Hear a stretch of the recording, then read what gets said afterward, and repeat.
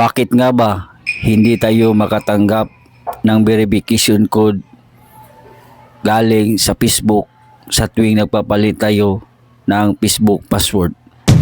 At bakit nga ba hindi pa rin tayo makatanggap ng verification code galing sa GCash kung sakaling nagpapalit tayo ng password ng GCash?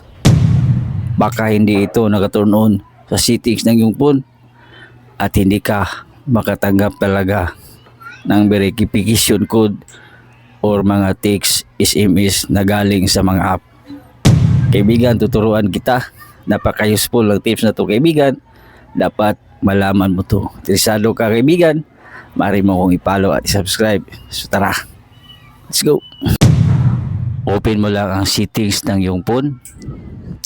Scroll up, tap Google, tap all service, scroll up ka lang. Hanapin mo lang itong verification code by SMS.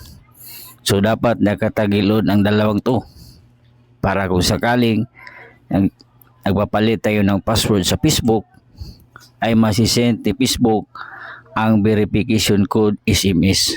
O kaya nagpapalit tayo ng password sa GCash, may mga troubleshooting, ay iisin ni GCash yung verification SMS. So ganun lang, kaibigan.